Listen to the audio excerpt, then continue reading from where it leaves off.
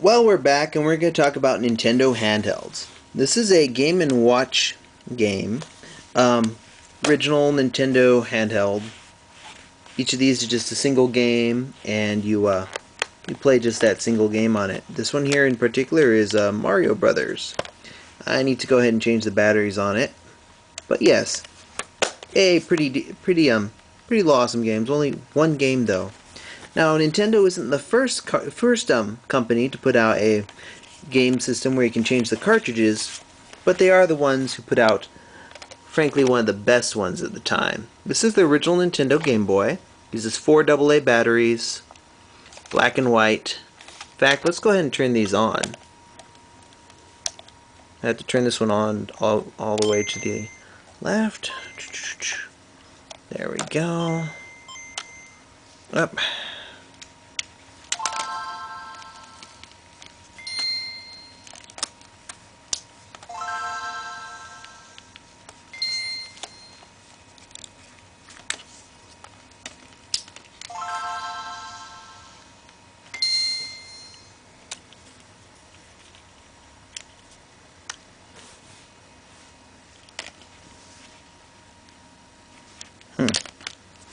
Anywho, oh yeah, one thing to note. The difference between these two is this is a normal Game Boy SP when they first came out with the backlight. Sorry, with the front light.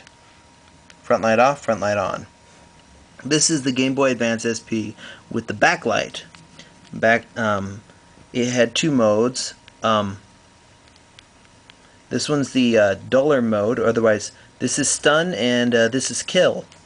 The Game Boy Advance Micro, or the Game Boy Micro, had several of them, and in order to do that you have to hold down the left button and hit down on the volume. And it's got about 4 levels of brightness. None of these other ones had it except for this one. This is a Game Boy Light. It had a little backlit green LCD deal, and that's off, and that's on. Off, on. And since there's no cartridges in any of these, they all have the little "I don't have a cartridge in me" look that all of them have. Man, this one's kind of tough to see on that because of how bright it is. Yeah.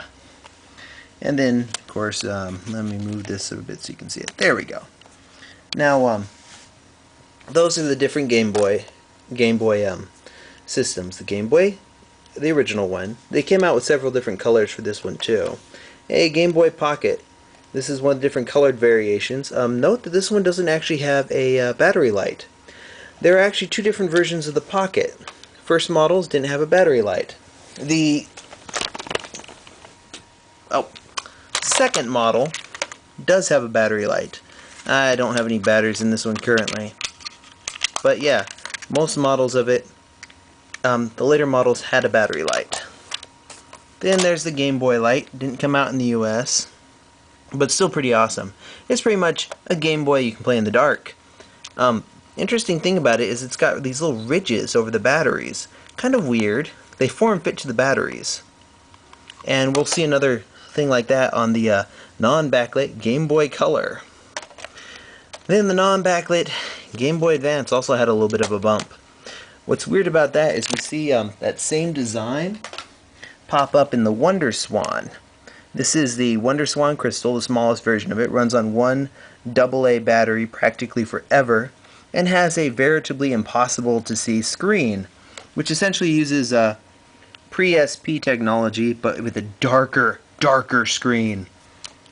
Because, you know, we had some trouble seeing this thing without direct light. And this right over here is the one that's, yeah, like I said, it's got a stun, kill. But yeah, it's actually the brightest of the of those. Really high contrast. Quite frankly, this is the best Game Boy version to have. If you're trying to go for backwards compatibility, and this is the best version of the Game Boy to have if you're just gonna play Game Boy Advance games. This is of course the Micro. Out of all these ones, this one is the heaviest. Of course, because it has 4 AA batteries. It's also the largest out of all of them.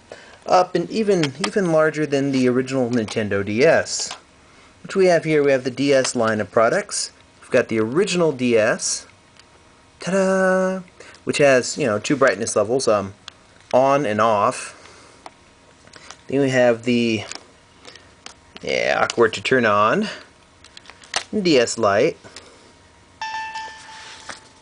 which of course had kind of the same stun and kill sections, which caused people's eyes to bleed in brightness, that its predecessor had, the Nintendo Game Boy Advance SP backlit one had. And then of course the Nintendo DSi, which I think is kind of interesting that it took them about 3 times to get this kind of right. We've got the original industrial model, which uses this kind of stylus. It's small. And then the DS Lite model, much improved, which uses a slightly larger stylus. Then the DSi, which removes backwards compatibility with the Game Boy Advance, and then adds forward compatibility with DSi and DSi only games, and loses backwards compatibility with certain things that require the option 2 slot, with like the Nintendo DS browser or Guitar Hero. And that of course has these monster styluses. There's the styluses between those 3. It's kind of interesting.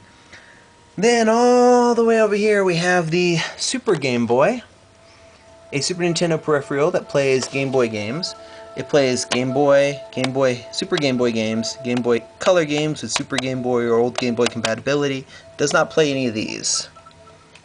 And there's actually a Super Game Boy 2, which is blue, kind of rounded because it only came out in Japan for the Famicom, Super Famicom, and that one just has extra frames. Let me go ahead and turn some of these off. Oh, for crying out loud, to turn off. There you go. Kind of interesting that the progression that these went through. We'll talk about some of these a little bit more in detail later. But let's go back over here, and then we have the Game Boy player attached to the bottom of the GameCube. This device allows you to play Game Boy, Super Game Boy. It doesn't play Super Game Boy features. Game Boy Color only, Game Boy Advance. However, it doesn't play Game Boy Advance video cards. This is a GBA video card. This is a Shrek. It's the entire movie, the first movie. In fact, this is the only format I own that movie in. Not really a big DreamWorks fan.